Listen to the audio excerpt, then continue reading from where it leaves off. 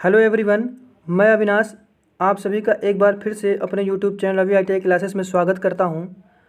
आज हम आपके लिए लेकर आए हैं एक नई वीडियो जिसमें हम डिस्कस करने वाले हैं कुछ महत्वपूर्ण मार्किंग टूल्स के बारे में। आज हम जानेंगे कुछ मार्किंग टूल से जुड़े महत्वपूर्ण प्रश्नों को। आइए शुरू करते हैं पहले प्रश्न से। हमारा पहला प्रश्न है, स्क्राइबर किस पदार्थ के बने होते हैं? स्क्राइबर किस पदार्थ के बने होते हैं? स्क्राइबर आपकी बिल्कुल पेंसिल जैसी पतली सी एक खरोचनी होती है जिसको हिंदी में खरोचनी बोलते हैं। इसका काम क्या है? मार्किंग करना। तो स्क्राइबर क्या है? एक मार्किंग टूल है। सबसे पहली बात क्या आती है कि स्क्राइबर है क्या? स्क्राइबर क्या है आपका? स्क्राइबर एक मार्किंग टूल है जो किसका बना होता है? हाई कार्बन स्टील का। किसका बना होता है? हाई कार्बन स्टील का। तो आपका करेक्ट आंसर क्या हो जाएगा? High carbon steel. हमारा अगला प्रश्न है, वी ब्लॉक के ग्रूव का अंतःकोण होता है। वी ब्लॉक के ग्रूव का अंतःकोण कितना होता है? 90 डिग्री। हमारा करेक्ट आंसर क्या हो जाएगा? 90 डिग्री। देखिए वी ब्लॉक कैसा होता है? वी ब्लॉक आपका कुछ ऐसे इस टाइप का होता है, ठीक है। तो यहाँ पे जो स्लॉट या ग्रूव होता है ये बिल्कुल सीधा होता है, नीचे भी ऐसे वी शेप बना होता है, ठीक है। तो इस टाइप का आपका वी ब्लॉक होता है। तो कह रहा है ये जो स्लॉट एंगल है, ठीक है, ग्रूव, ये इसी को बोलते हैं ग्रूव। ये ग्रूव बिल्कुल सीधाई पे होता है। तो इसका जो एंगल होता है वो कितना होता है? आपका 90 डिग्री होता है, ठीक है। इसका एंगल कितना होता है? 90 डिग्री। और ये किस काम में आता है? बेलनाकार जाप को पकड़ने के लिए काम में आता है। बात आती है किस धातु का बनाया जाता है? तो ढलवा लोहे का बनाया जाता है, ठीक है। ढलवा लोहे का बनाया जाता है, कहीं कहीं पे ढलवा स्टील का भी बनाया जाता है। तो हमारा करेक्ट आंसर क्या हो जाएगा? 90 डिग्री। हमारा अगला प्रश्न है, सरफेस प्लेट का प्रयोग मार्किंग के लिए किया जाता है क्योंकि? देखिए सरफेस प्लेट क्या है? एक मार्किंग टेबल होती है, ठीक है, जो ढलवा लोहे की बनी होती है। वो एकदम प्लेन होती है। वो क्या करती है? आपको एक डेटम सरफेस प्रदान करती है। तो देखिए प्रश्न में क्या कह रहा है, सरफेस प्लेट का प्रयोग मार्किंग के लिए किया जाता है क्योंकि यह भारी कंपोनेंट का भार सह सकता है, इसमें एक बड़ा सरफेस एरिया प्राप्त होता है, इस पर मार्किंग औजार सरलता से चलाए जा सकते हैं, यह डेटम सरफेस प्रदान करता है। तो आपका करेक्ट आंसर क्या हो जाएगा? यह डेटम सरफेस प्रदान करता है। करेक्ट आंसर क्या हो जाएगा? डेटम सरफेस प्रदान करता है। हमारा अगला प्रश्न है, स्क्राइबर के पॉइंट कौन होते हैं? जैसे अभी ऊपर डिस्कस किया था मैंने थोड़ा सा, एक बहुत ही संक्षेप में, कि स्क्राइबर क्या है। स्क्राइबर क्या है? आपका एक मार्किंग टूल है, ठीक है। स्क्राइबर का शेप कैसे होता है? स्क्राइबर बिल्कुल आपकी पेंसिल जैसी एक संरचना होती है, कुछ इस टाइप की, ठीक है, आगे एकदम नुकीला होता है। तो प्रश्न में कह रहा है कि ये जो पॉइंट होता है इसको क्या बोलते हैं? इस वाले भाग को पॉइंट बोलते हैं। क्या बोलते हैं? पॉइंट। तो कह रहा है कि स्क्राइबर के पॉइंट कोण होते हैं, यानी कि ये जो कोण बन रहा है, ठीक है, अगर आप देखें इसके पॉइंट का ये जो कोण बन रहा है, ठीक है, ये जो कोण, ठीक है, इसके पॉइंट को अगर ऐसे बढ़ाया जाए तो इसके पॉइंट का जो कोण बनेगा वो कितना होता है? 12 से 15 डिग्री के बीच में होता है। ये किस काम में आता है? मार्किंग के काम में आता है। मार्किंग या लाइन खींचने, जैसे कोई भी जाब है, अगर जाब पे हम मार्किंग करेंगे तो उसमें चिन्हन के लिए काम आता है क्या? स्क्राइबर। और उसके पॉइंट का कोण कितना होता है? 12 से 15 डिग्री। तो आपका करेक्ट आंसर क्या हो जाएगा? 12 से 15 डिग्री। हमारा अगला प्रश्न है, बड़े वृत्तों की लेइंग आउट के लिए किस टूल का प्रयोग किया जाता है? बड़े वृत्तों के लेइंग आउट के लिए किस टूल का प्रयोग किया जाता है? देखिए अगर कोई किसका प्रयोग किया जाता है? ट्रेमल का। ट्रेमल कैसा होता है? कुछ इधर एक पेन टाइप का लगा रहेगा, इधर एक पेन टाइप का लगा रहेगा, दोनों डिवाइस एक रॉड द्वारा, एक शॉफ्ट द्वारा जुड़ी रहेंगे, ठीक है। यहाँ पे नुकीला भाग होता है, ठीक है, यहाँ पे ऐसे उनके नुकीले भाग होते हैं, पेन जैसी संरचना होती है, नुकीला। तो क्या करेंगे, वृत्तों के लेइंग आउट खींचने के लिए अगर इसको हम एक पॉइंट फिक्स करके इसको घुमाएं तो हमारा एक सर्कल बनेगा, ठीक है। तो कह रहा है कि बड़े वृत्तों के लेइंग आउट के लिए किस टूल का प्रयोग किया जाता है? तो किसका प्रयोग किया जाता है? ट्रेमल का। हमारा करेक्ट आंसर क्या हो जाएगा? ट्रेमल। हमारा अगला प्रश्न है, प्रश्न संख्या 6, सा मार्किंग। देखिए यहाँ पे थोड़ा सा मिस्टेक है, यहाँ पे कौन सा होगा, ठीक है, आप लोग सही कर लीजिएगा। यहाँ पे क्या होगा? कौन। कौन सा मार्किंग माध्यम सूखने में अधिक समय लेता है? देखिए जब भी हम किसी सरफेस पे मार्किंग करते हैं तो कई बार क्या होता है कि मार्किंग मीडिया का हम प्रयोग करते हैं, ठीक है। मार्किंग मीडिया में क्या है? जैसे लेआउट डाई है, सफ़ेद लेप है, पर्शियन ब्लू है, ब्लैक बोर्ड चाक है, नीले थोथे का घोल है, ठीक है। तो इत्यादि मार्किंग मीडिया का प्रयोग किया जाता है। प्रश्न में कह रहा है कि मार्किंग माध्यम सूखने में अधिक समय लेता है, यानी कि कौन सा मार्किंग माध्यम सूखने में अधिक समय लेता है? तो कौन सा अधिक समय लेता है? Persian blue. आपका करेक्ट आंसर क्या हो जाएगा? Persian blue. देखिए पर्शियन ब्लू होता क्या है, यह मशीन एवं फाइल द्वारा तैयार की गई सतह पर प्रयोग किया जाता है। इस पर खींची गई रेखाएं सही व साफ दिखाई देती हैं। इसको सूखने में काफ़ी समय लगता है। तो कन्फ्यूज़ नहीं होना है, इसका प्रयोग कहाँ होता है, यह मशीन एवं फाइल द्वारा तैयार की गई सतह पर प्रयोग किया जाता है। इस पर खींची गई रेखाएं साफ एवं सही दिखाई देती हैं और यह देर से सूखता है। अगला प्रश्न है यूनिवर्सल सरफेस गेज।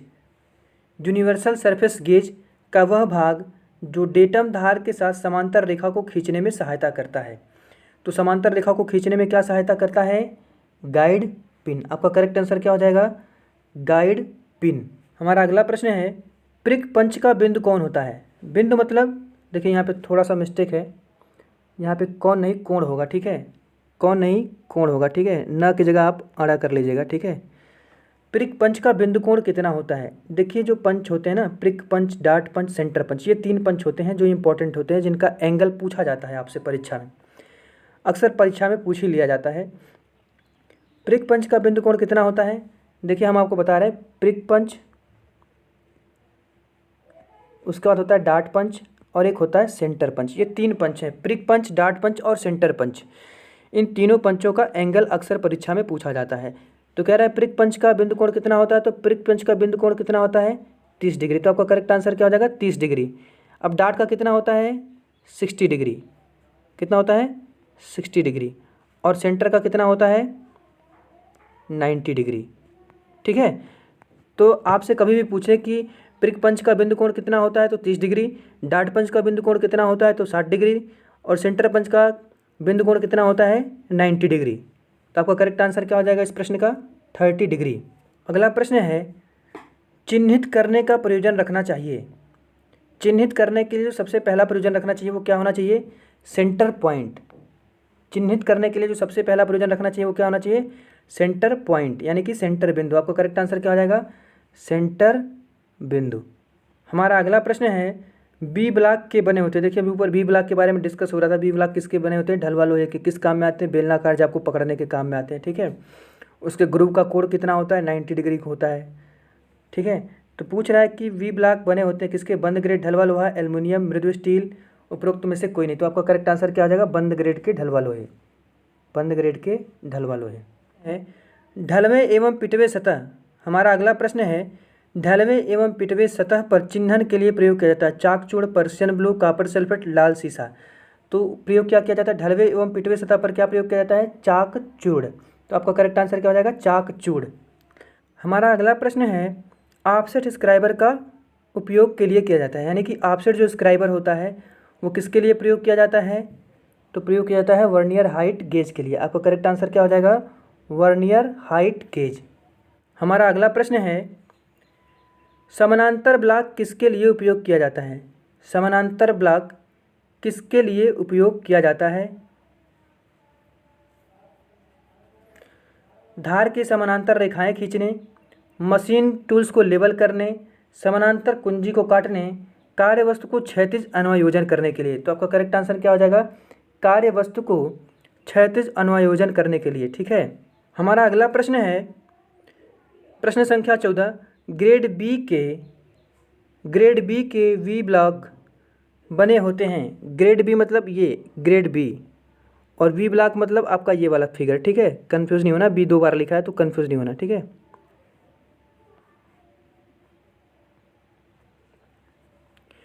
तो कह रहा है ग्रेड बी के वी ब्लॉक बने होते हैं ढलवा लोहा, मृद इस्पात, ढलवा स्टील। किसके बने होते, तो आइए पहले जानते हैं कि जो बी ब्लॉक होता है श्रेणी तथा पदार्थ। बी ब्लॉक का आपका 2 श्रेणी के बने होते हैं, ठीक है। कौन कौन सी श्रेणी के बने होते हैं, एक तो श्रेणी ए होती है, दूसरी श्रेणी क्या होती है बी। तो श्रेणी ए में जो वी ब्लॉक होते हैं ये 100 mm की लंबाई में अधिक एक्यूरेट फिनिश वाले होते हैं, ठीक है। ए श्रेणी के जो वी ब्लॉक होते हैं इनकी कठोरता कितनी होती है, इनकी कठोरता होती है 650 से 700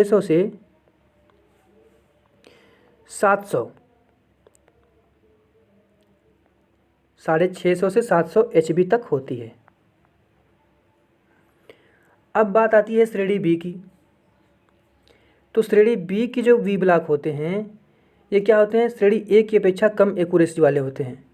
जिनका उपयोग कहाँ किया जाता है? आम मशीनी कार्यों में किया जाता है। ठीक है, तो इनकी जो बात आ रही है कि इनकी कितनी लंबाई होती है? इनकी 300 mm। कितनी लंबाई में? 300 mm लंबाई में उपलब्ध होते हैं। इनकी कठोरता कितनी होती है? इनकी कठोरता होती है 180 से 220 HB। ठीक है, और किसके बनाए जाते हैं? तो ढलवा लोहे से बनाए जाते हैं। तो आपका करेक्ट आंसर क्या हो जाएगा? ढलवा लोहा। हमारा अगला प्रश्न है, एंगल प्लेट का माप व्यक्त किया जाता है। एंगल प्लेट का माप व्यक्त किया जाता है किसमें? वजन से, लंबाई से, नंबर से, लंबाई गुणे चौड़ाई गुणे ऊंचाई से। तो आपका करेक्ट आंसर क्या हो जाएगा? लंबाई गुणे चौड़ाई गुणे ऊंचाई से।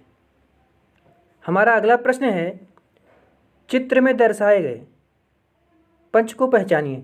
चित्र में दर्शाए गए पंच को पहचानिए। पहला है पिन पंच, दूसरा है खोखला पंच, तीसरा है वैड पंच, और चौथा लिख लीजिए आप लोग, कोई बात नहीं, चौथा थोड़ा सा हट गया है, तो चौथा आप लोग लिख लीजिए नंबर पंच। नंबर पंच। तो चित्र में जो दर्शाया गया पंच है वो कौन सा पंच है? वो आपका कौन सा पंच है? वैड पंच। करेक्ट आंसर क्या हो जाएगा? वैड पंच। ये पंच किस काम में आता है? जैसे कोई रबर सीट हो गई तो रबर सीट पे क्या वाशर काटने के या रबर सीट पे होल काटने के काम में आता है। हमारा अगला प्रश्न है, यूनिवर्सल मार्किंग ब्लॉक का कार्य है। यूनिवर्सल मार्किंग ब्लॉक का क्या काम है? ऊंचाई पर रेखाओं की मार्किंग करना, गोल रॉड का केंद्र जानने के लिए, समकोणता नापने के लिए, कोण को खींचने के लिए। तो ये जो यूनिवर्सल मार्किंग ब्लॉक है वो किसके काम में आता है? गोल रॉड का केंद्र जानने के लिए। ठीक है, तो आपका करेक्ट आंसर क्या हो जाएगा? गोल रॉड का केंद्र जानने के लिए बस इतना ही। फिर हाजिर होंगे एक नए वीडियो के साथ। उम्मीद करता हूँ कि आप सभी को ये प्रश्न पसंद आ रहे होंगे। आप सभी को अगर हमारे दिए गए प्रश्नों का आंसर पता है, साथ में आप कमेंट बॉक्स में अपना आंसर बता सकते हैं। धन्यवाद। जय हिंद।